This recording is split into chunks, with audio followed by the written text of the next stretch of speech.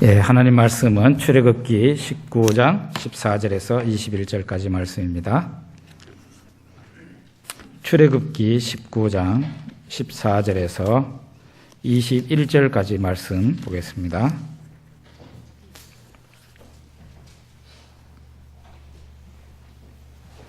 예, 화면에도 나와 있습니다. 천천히 14절에서 21절까지를 천천히 같이 읽어보겠습니다. 모세가 산에서 내려와 백성에게 이르러 백성을 성결하게 하니 그들이 자기 옷을 빨더라. 모세가 백성에게 이르되 준비하여 셋째 날을 기다리고 여인을 가까이 하지 말라 하니라. 셋째 날 아침에 우레와 번개와 빽빽한 구름이 산 위에 있고 나팔 소리가 매우 크게 들리니 진중에 있는 모든 백성이 다 떨더라. 모세가 하나님을 맞으려고 백성을 거느리고 진에서 나오매 그들이 산기슭에 서 있는데 시내산에 연기가 자욱하니 여호와께서 불 가운데서 거기 강림하심이라. 그 연기가 옹기가마 연기같이 떠오르고 온 산이 크게 진동하며 나팔 소리가 점점 커질 때에 모세가 말한즉 하나님이 음성으로 대답하시더라. 여호와께서 시내산 곧 그 산 꼭대기에 강림하시고 모세를 그리로 부르시니 모세가 올라가매 여호와께서 모세에게 이르시되 내려가서 백성을 경고하라. 백성이 밀고 들어와 나 여호와에게로 와서 보려고 하다가 많이 죽을까 하노라. 아멘.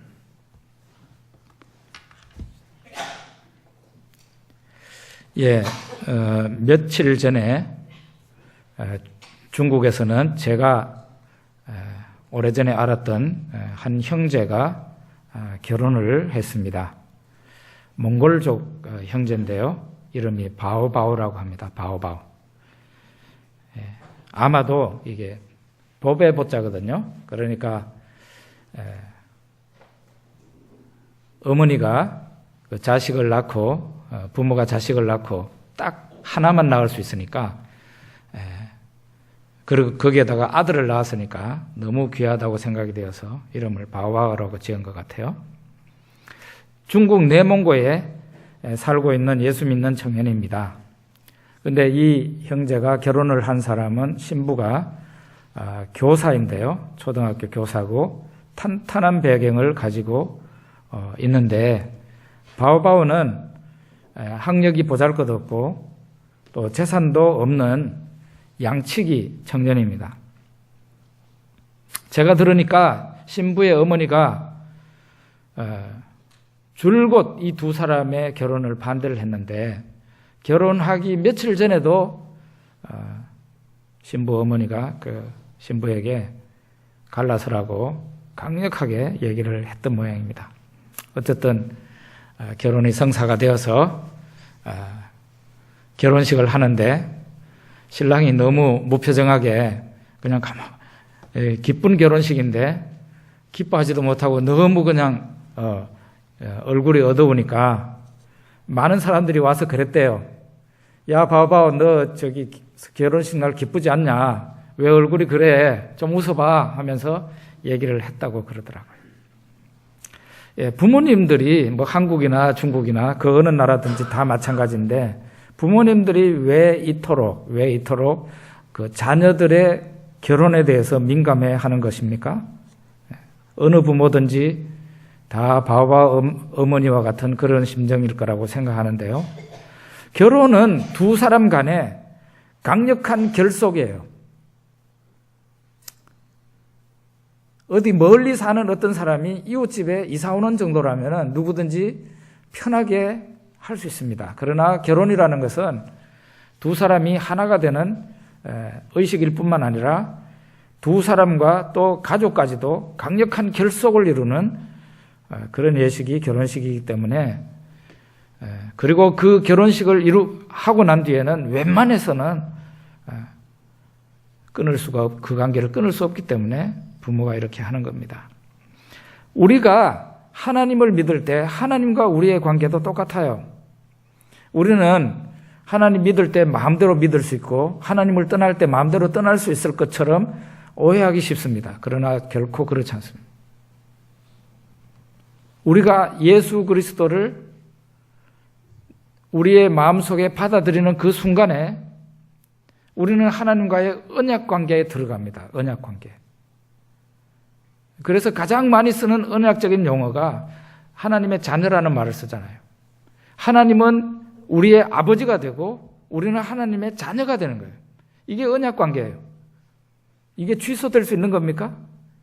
취소될 수가 없는 거예요. 부자 관계가 어떻게 취소될 수 있어요? 이게 언약이에요. 우리가 출애굽 과정을 특별히 지금 모세 언약을 살펴보고 있는데요. 출애굽 과정을 출애굽과 시내산에서의 언약 이것을 결혼식에 비유해서 설명을 해보면은 훨씬 이해가 잘 되고 뭔가 느끼는 바가 참 많이 있게 돼요. 지난번에 말씀드린 것처럼 신랑이 되시는 하나님께서 신부 이스라엘과 결혼하기를 원하나 신부가 지금 어떤 입장입니까? 애굽에서 노예로 있는 상황입니다. 그 노예라는 것은 그 노예의 주인이 있는데 그 주인이 안 놔주면은 이 노예가 빠져나갈 수가 없는 거 아니겠어요? 그러니까 하나님께서는 애굽 왕과 애굽 사람들에게 10가지 재앙으로 그 사람들을 치셔서 그들을 떡으로 만들어버려요.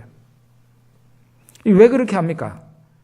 애굽 왕과 그 백성들을 그냥 단순히 쳐부순다는 의미가 있는 게 아니고 그들이 붙잡고 있는 하나님의 신부 이스라엘 사람들을 놓아주게 하려고 놓아라고 그렇게 그들을 박살내고 있는 겁니다. 결국은 애굽 사람들이 나중에 다 이스라엘 사람들을 놓아주게 돼요.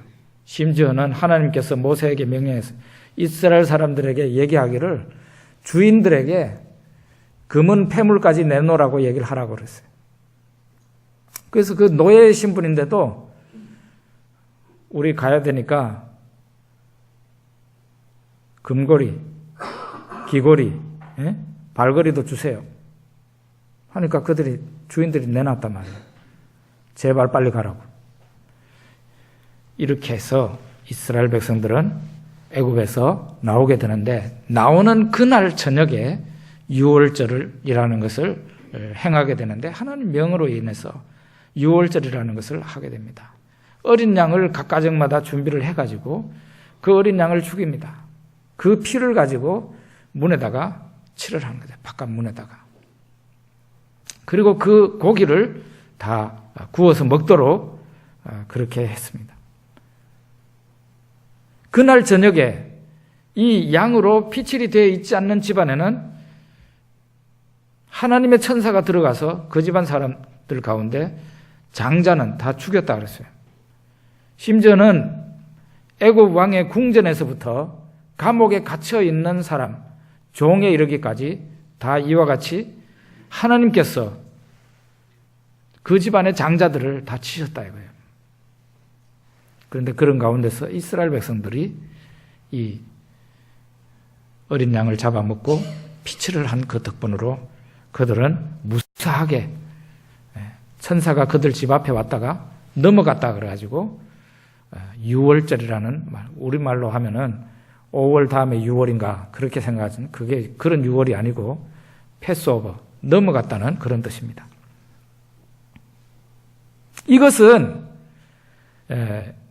신랑이 지금 지구상의 상당히 많은 지역에서 특히 저 중동이나 중국도 일부가 그런데요. 신랑이 신부와 결혼하기 위해서는 신부의 가족들에게 지참금을 내야 돼요. 지참금. 돈을 주고 사가지고 와야 됩니다. 중동에는 그렇게 돼 있어요. 그러니까 신랑이 신부에게 줄 지참금이 없으면은 신랑은 결혼 못하는 겁니다. 이 6월절이라는 것은 하나님께서 속전을 치룬 것이나 마찬가지다. 그렇게 볼 수 있을 것 같아요. 그 속전이 뭐냐? 어린 양이죠. 어린 양을 대신해서 내놓고 그 이스라엘 사람들을 산 겁니다. 신약에 와서 예수 그리스도께서 6월절 양으로서 마침 예수님께서 십자가에서 달리신 그날이 유월절 양 잡는 날이었잖아요. 유월절 양 잡는 날이었어요. 예수 그리스도께서 유월절 양으로서 자신의 피를 자기 자신을 희생하고 그 피를 내놓고 여러분과 저를 사신 것입니다. 속전을 내신 것입니다. 이렇게 해서 신부에게 그 치러야 될 그 속전 지참금을 다 내고 신부를 데리고 나옵니다. 그때부터 낮에는 구름기둥, 밤에는 불기둥, 하나님께서 앞서서 그 백성을 인도하셨다. 그렇게 얘기하고 있습니다. 이스라엘 백성들이 모세와 함께 홍해 바닷가에 왔는데 이제 그 홍해를 통과하는 것을 보게 되죠. 본래 이 바다라는 것은 성경에서 항상 죽음을 의미합니다. 죽음. 물이라는 것은 사람을 깨끗하게 씻는 정화의 작용도 하지만은 물은 세례에서는 이 물은 죽음을 의미합니다. 죽음. 홍해를 이스라엘 백성들은 통과하지만 그 이스라엘 백성들을 다시 붙잡으러 온 애굽 사람들은 다 죽고 맙니다. 이스라엘은 모세와 함께 있었기 때문에 살았다. 고린도전서 10장에 보면은 나오는데 이게 바로 세례라는 거예요. 세례. 그 모세와 함께 있었던 그 이스라엘 백성들은 하나님의 신부 이스라엘 사람들은 죽지 않고 통과했습니다. 죽음을 통과했어요. 좀 더 정확하게 말하자면은 죽고 다시 살아났어요. 이게 신약 시대에 그대로 적용이 되는데 우리는 예수 그리스도와 함께 이미 죽었습니다. 성경에 의하면. 그리고 예수 그리스도와 함께 붙어 있었기 때문에 우리는 다시 부활한 겁니다. 여러분 거듭났습니까? 거듭났다면 여러분은 영적인 부활을 지금 경험한 사람들입니다. 죽음도 경험하고 부활도 경험한 사람들이에요. 물론 육체적인 부활은 다음에 예수님 오실 때 남아 있습니다. 이렇게 해서 세례까지 받고 그 신부가 애굽에서 종로로 타던 옛날 사람이 아니에요. 하나님 앞에서 새롭게 바뀌어진 새 사람이 된 겁니다.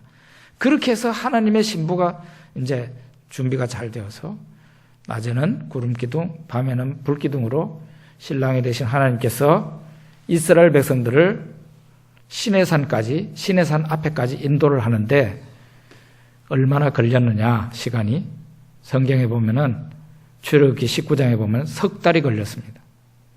출애굽한 지 석 달 만에 이스라엘 백성들이 시내산 앞에 도착했어요. 신부가 먼저 결혼식장에 도착을 한 겁니다. 출애굽기 19장 14절에서 15절 우리가 아까 읽었던 본문인데요. 거기에 보면은 하나님의 명에 의해서 이스라엘 백성들은 자신들을 깨끗이 하고 거룩하게 하는 것이 필요했습니다. 신부가 상대하는 결혼해야 될 그분이 거룩하신 여호와 하나님이세요. 그분은 지극히 거룩하신 분이에요. 그 지극히 거룩하신 분과 언약 관계에 들어가게 되니까 맞춰드려야 되는 거 아니에요. 맞춰드려야 돼요. 하나님이 거룩하시니까 하나님을 믿는 사람도 거룩해야 되는 거예요. 여러분 그래서 예수 믿는 인생이 쉬운가 생각하는데 그렇게 생각하면 착각입니다. 생각보다 하나님 잘 섬기는 게 쉽지 않습니다. 왜냐하면 하나님은 지극히 거룩하신 분이기 때문에 우리가 만약에 죄를 지으면 하나님께서 잘 안 넘어가세요. 여러분들이 차라리 안 믿었을 때가 편할 수 있습니다. 안 믿었을 때는 내가 별짓을 다 해도 하나님께서 남이니까 그냥 내버려 뒀어요. 그런데 이제는 하나님을 믿는 여러분과 제가 하나님의 아들, 딸이 되고 또 예수 그리스도의 신부가 됐단 말이에요. 하나님이 거룩하시기 때문에 그 하나님과 손붙잡고 같이 살려니 상당히 피곤합니다. 왜요? 하나님이 우리에게 요구하시는 게 거룩이에요. 거룩이라는 게 세상 사람들하고는 분리되어야 된다는 거예요. 세상 사람들처럼 그런 인생을 살지 말라는 거예요. 우리의 생각이 달라져야 되고 말이 달라져야 되고 인격이 달라져야 되는 겁니다. 이게 바로 거룩이에요. 하나님께서는 이스라엘 백성들로 하여금 깨끗하게 하라고 그러고 거룩하게 해서 식장에 결혼식을 준비하도록 합니다. 그래서 구약적인 방식대로 사람들은 여인들과 잠자리를 삼갔다 그랬고 옷을 빨아서 새 옷을 입고 신랑이 되시는 하나님께서 그들에게 강림하시기를 기다렸습니다.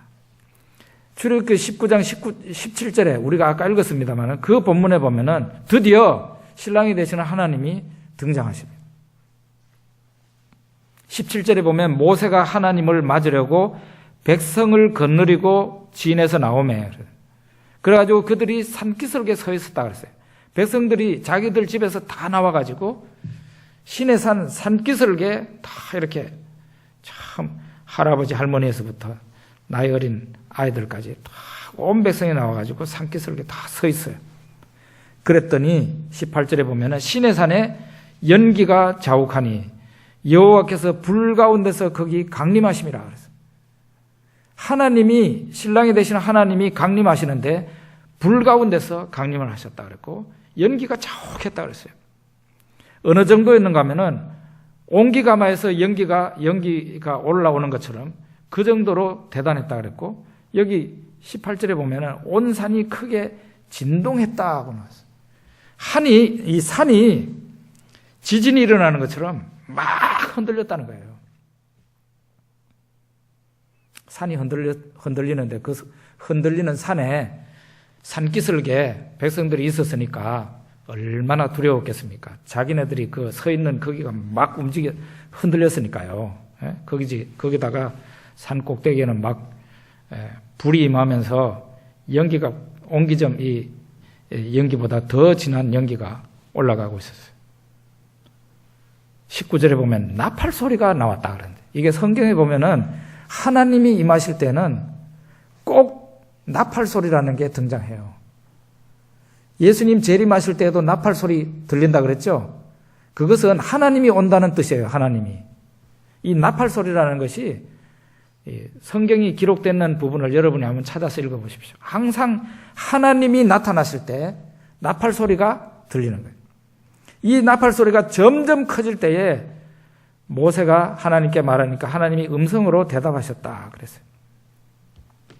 신의 산에 신랑이 되시는 하나님께서 임하시는데 위엄과 두려운 모습으로 강림하시는 것을 우리는 우리가 읽었던 본문에서 볼 수 있습니다.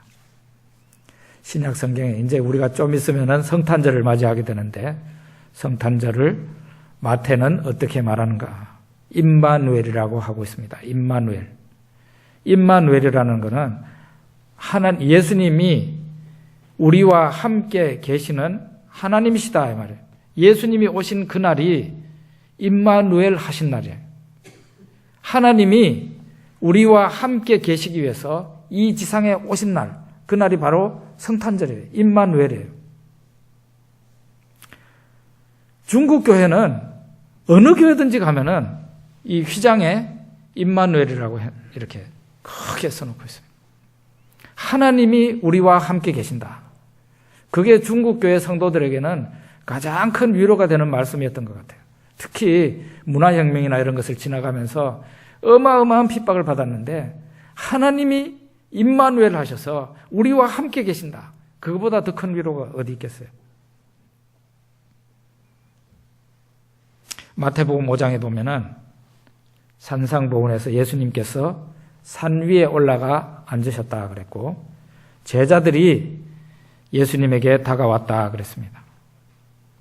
신의 산에서는 빽빽한 구름과 천둥과 우레와 나팔 소리와 지진과 큰 음성으로 임하신 하나님이 마태복음 5장에서는 갈릴리 어느 산인가요? 조그마한 낮은 산에 조용히 올라가 앉으시고 제자들이 그 말씀을 듣기 위해서 예수님께로 다가오는 것을 우리가 볼 수가 있습니다. 산 위에 올라가 앉으신 그 예수님은 신의 산에서 임하신 그 하나님의 모습과 달랐어요. 사람을 두렵게 하고 무섭게 하는 그 하나님의 모습이 아니라 아주 소박한 인간의 모습 그 자체였어요. 왜 하나님은 이렇게 예수님으로 오신 겁니까? 그 백성이 하나님과 이런 상태. 하나님을 가까이 하지 않는 죄인의 상태였단 말이에요. 하나님 앞에 죄인이었다는 겁니다. 여러분, 죄인이라는 게 성경에서는 어떻게 표현하는가? 원수라는 거예요, 원수. 하나님의 원수. 하나님 떠나서 사는 게 더 편한 게 인간이에요. 그런 인간을 어쩌든지 대가를 지불하고 그들을 달래서 그들을 회유해서 하늘나라로 데리고 가야 되니까 무섭고 두려운 그 하나님으로 우리에게 오시면 인간은 모두 도망을 가죠. 그러니까 하나님께서 우리와 똑같은 모습으로 마치 옆집 아저씨같이 우리들에게 오신 그날이 바로 성탄절이고 예수 그리스도의 모습이었다 이 말이에요. 그런데요, 시내산이나 산상보훈에서 예수님이 산 위에 올라가 앉으신 그 예수님이나 같은 면이 있는데 그 같은 면은 뭔가 하면은 말씀입니다. 말씀. 마태복음 7장 28절에 보면은 사람들이 예수님의 말씀을 듣고 놀랐다 그랬어요. 이는 서기관들과 바리새인들과는 영딴판이었다. 그 당시 유대인 랍비 선생님들이 말하는 것하고는 예수님의 말씀은 완전히 딴판이었다는 거예요. 사람들이 놀랐다 그랬어요. 시내산에서 임하셔서 말씀하신 그 하나님의 말씀이나 마태복음 5장에서 산 위에 갈릴리 어느 산인지 예루살렘에 있는 산인지 알 수가 없지만은 작은 산 위에 올라가 앉으셔서 말씀하셨던 그 예수님의 말씀이 동일하게 말씀은 똑같았다 이 말이에요. 말씀은 능력이 있고 힘이 있었다는 얘기죠. 이렇게 하나님께서 시내산 위에 나타나시고 신부가 되는 이스라엘은 시내산 산기슭에서 신랑을 맞이하고 있는 모습을 우리가 보게 됩니다. 근데 그 신랑이 어떤 분입니까? 신부는 놀라운 특권을 가지게 되죠. 우리 딸내미가 아주 어릴 때 우리 교회가 환호동 주공 임대 아파트에 있을 때 이제 애가 겨우 이제 걸어 다니는 상황이었어요. 선교원도 다니고 이럴 때였는데 애한테 당연히 아빠로서 제가 복음을 전해야 되겠다 그런 생각을 가졌습니다. 지금도 생각이 납니다. 애 손을 잡고 아파트를 이렇게 걸어서 나오면서 복음을 설명했어요. 예수님을 모셔야 된다는 걸 설명을 했어요. 애가 이제 말도 겨우 하는데 복음을 전했어요. 제가 한별아, 이 세상에 있는 모든 사람들은 다 죄인이야. 그래서 꼭 예수님을 모셔야 죄를 용서받고 하나님 자녀가 된단다 하고 얘기를 했어요. 예수님을 모시는 기도를 하면 애 가슴에 이렇게 손을 대면서 예수님께서 너의 이 안에 들어오셔요 얘기를 했어요. 그래서 애가 뭐라고 그러는가 하면은 제가 기도도 하고 그랬어요. 지금 예수님 어디 계시게 물었어요. 그랬더니 요 안에 있대요.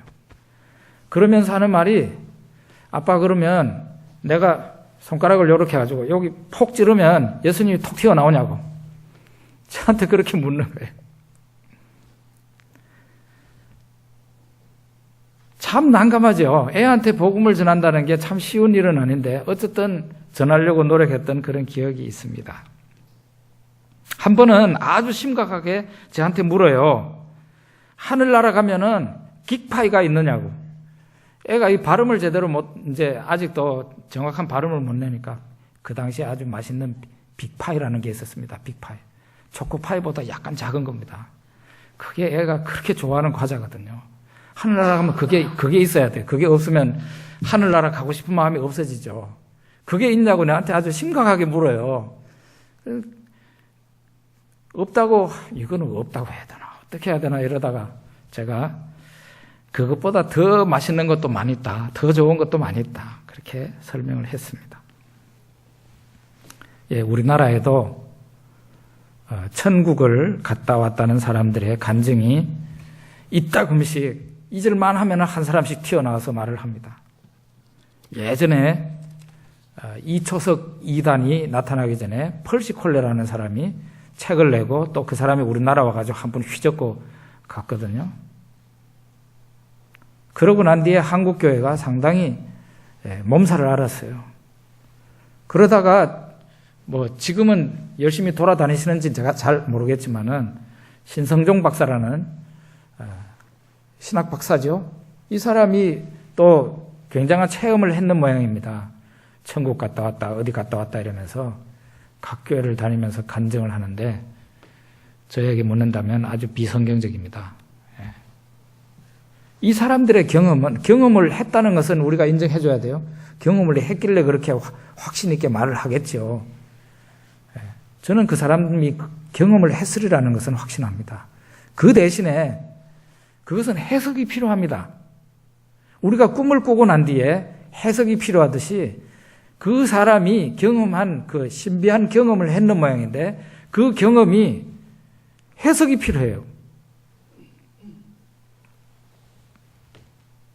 근데 이 사람들이 말하고 돌아다니는 거 보면은 해석을 하지 않고 그냥 막 쏟아내요. 자기가 본 것을. 그게 한마디로 우리 딸내미한테 중요했던 빅파이 수준입니다. 빅파이. 하늘나라 가면은 빅파이가 있다고 소개하는 거하고 똑같아요. 그 사람들의 간증을 들어보면. 참 이상하게도 성경에서는 천국에 대한, 새하늘과 새 땅에 대한 우리의 궁금증을 해소시켜주지 않습니다. 여러분의 궁금증 뭡니까? 저하고 별로 다를 바가 없을 거예요. 하늘나라의 주택은 어떻게 되어 있는지 궁금합니다. 그게 저택인지, 또 이상한 사람들이 그 얘기하기를 자기는 가보니까 자기 저택이 골프장만큼 크더래요. 그런데 옆집에 어떤 사람 보니까 변소채만 하더래, 집이. 그런 거 좀 알고 싶다 이 말이에요. 그리고 하늘나라 도로는 어떻게 되어 있는지, 자연 상태, 요즘 우리가 환경에 대해서 다 생각이 있으니까 하늘나라 환경은 어떤지, 여기서 매연에 찌들고 이렇게 살고 있는데 하늘나라는 당연히 산소가 풍부하고 숨 쉬는데 지장이 없겠지. 그런 궁금증이에요. 거기 가면은 결혼도 안 한다는데 그러면 무슨 재미로 사나? 이런 것도 좀 궁금거리 가운데 하나예요. 그런데 성경은 이런 것을 보여주지 않습니다. 성경은 우리가 진짜 궁금해하는 이런 부분에 대해서 풀어주지 않아요. 말하지 않아요. 여러분, 그게 궁금하지 않습니까? 왜 우리가 그토록 알고 싶어하는 내용에 대해서 성경은 얘기해 주지 않는가? 궁금하지 않습니까? 그것은 중요하지 않기 때문입니다. 중요하지 않기 때문에. 그러면 중요한 게 뭔데? 임마누엘입니다. 임마누엘.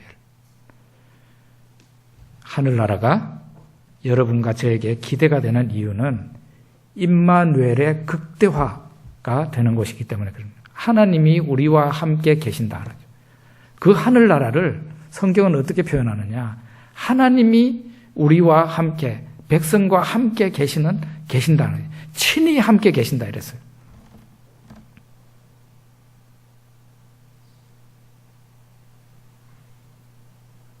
그래서 이 출애굽기 26장에도 이런 말씀이 있는데 하나님께서 모세에게 산 위에서 설계도를 보여주시면서 성막을 지어라 그래요.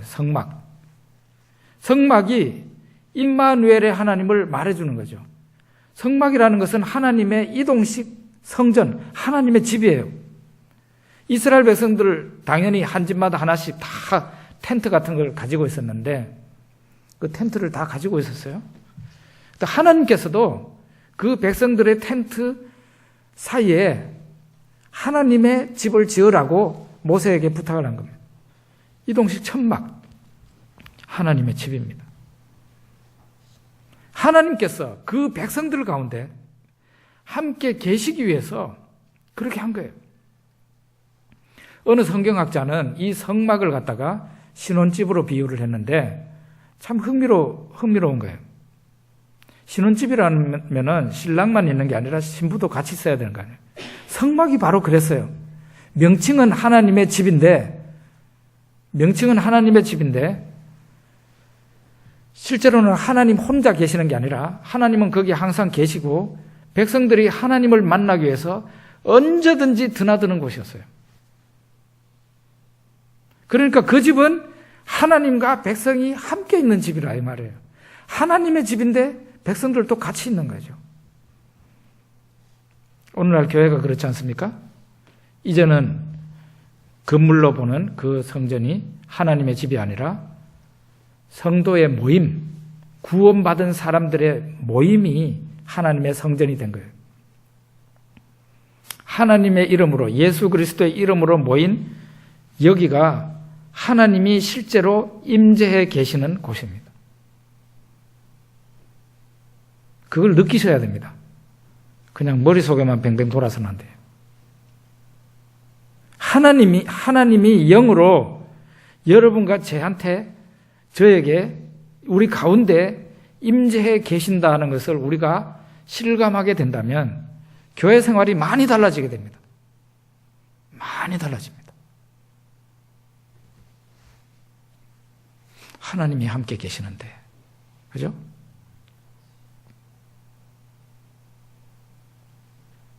교회는 그래서 항상 거룩이라는 것과 화평이라는 게 같이 가야 됩니다. 화평이라는 성도 간에 서로 싸우지 말고 이렇게 잘 지내라는 거예요. 근데 화평만 있어서 될 일이 아니고 거룩이라는 게 있어야 되는데 거룩이라는 거는 세상과는 달라야 된다는 거죠. 흠과 티가 없이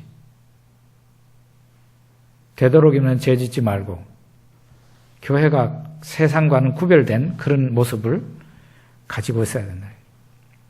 오늘날 교회가 가장 부족한 것이 바로 거룩이라고 얘기를 합니다. 교회가 거룩하지 않기 때문에 세상 사람들이 교회를 신비감 있게 보지 않는다는 거예요. 교회가 세상과 확실하게 달라져야 세상 사람들이 마치 자석에 끌리듯이 저기는 뭐가 있는 모양이다 해가지고 오는데 교회가 세상이나 똑같이 보이니까 교회에 사람들이 안 온다는 거죠.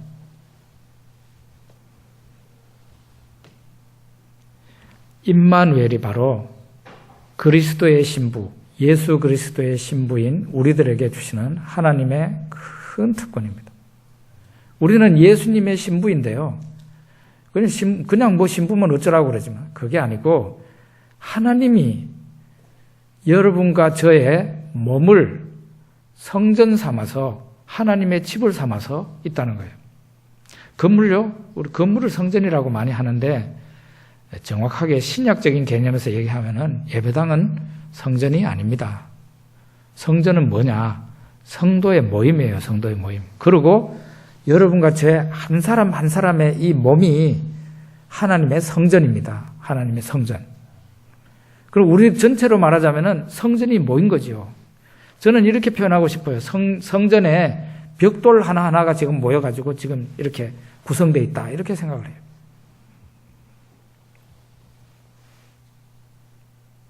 출애굽기 19장 5절에 보면 세계가 다 내게 속하였나니 너희가 내 말을 잘 듣고 내 언약을 지키면 너희는 모든 민족 중에서 내 소유가 되겠고 너희가 내게 대하여 제사장 나라가 되며 거룩한 백성이 되리라. 너는 이 말을 이스라엘 자손에게 전할지니라 그랬어요. 예수 그리스도의 그 신부된 이스라엘 그리고 여러분과 저의 권세가 무엇이냐, 우리의 지위가 무엇이냐는 걸 오늘 이 본문에서 얘기하고 있는데요.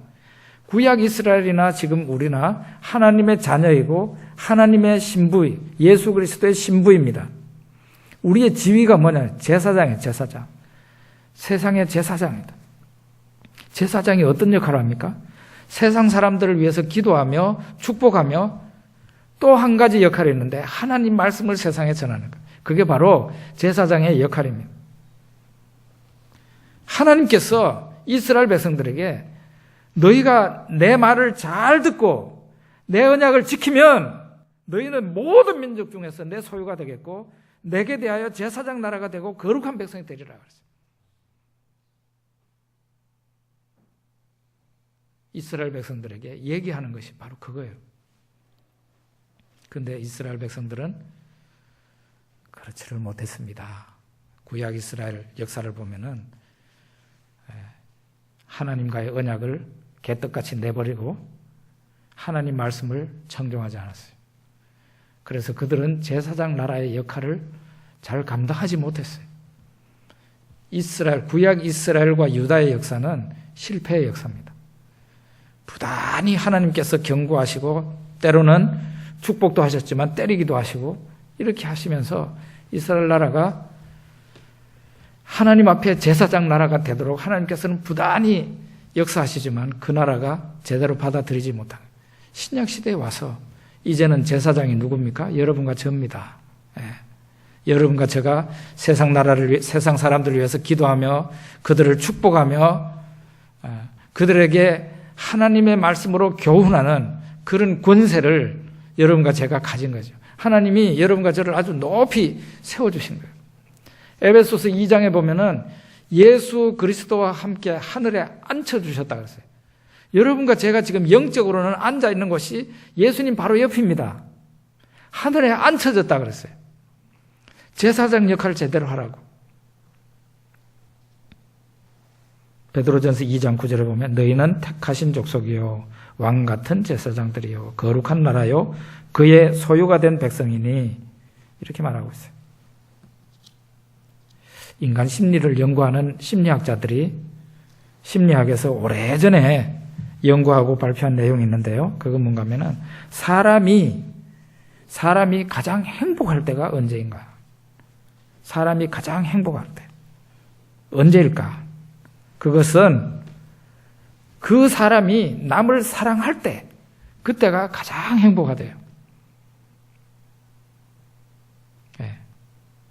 그 사람이 남을 사랑할 때, 아무 조건 없이 사랑할 때, 그때가 제일 행복한 거죠. 지금 우리나라에도 사랑을 실천하고 봉사를 실천하며 살아가는 사람들이 이렇게 우리가 알고 있는데요. 그 사람들이 제일 행복한 사람들이에요. 남을 위해서 사는 사람이 제일 행복하다 이 말이죠. 남을 사랑하고 남을 도와주는 그 사람이 가장 행복하다는 거죠. 이게 바로 이것을 하나님의 신부가 되는 이스라엘 백성들에게 주려고 한 거예요. 근데 이스라엘 백성들은 그게 잘 안 되었습니다. 오늘날 여러분과 저에게 예수님께서 말씀하시는 게 바로 내가 너로 제사장 나라를 삼겠다.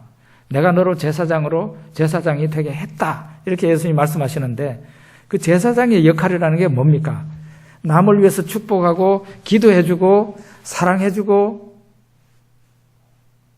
하나님 말씀을 전해주고 그 남을 사랑해주는 직분이 바로 제사장의 직분이거든요. 그 일을 여러분과 저에게 오늘날 주셨다는 거죠. 하나님의 신부가 된다는 것은 결코 쉬운 일이 아닙니다. 왜냐하면 신랑이 되시는 하나님이 워낙 거룩하시고 의로우시고 흠과 티가 없는 그런 분이시기 때문에 그분하고 같이 있는다는 것은 우리에게 매우 어려운 일입니다. 우리가 죄 짓고 그분하고 같이 있기는 굉장히 힘듭니다. 차라리 교회를 안 다니고 그냥 안 믿는 사람으로 사는 게 인생을 편하게 사는 수도 있어요. 그런데 잘못 생각하고 예수님을 믿고 어설프게 죄도 지으면서 이렇게 하면서 살면 그 사람의 인생은 굉장히 피곤한 인생이 되고 말아요. 하나님이 계속 닥달하시거든요.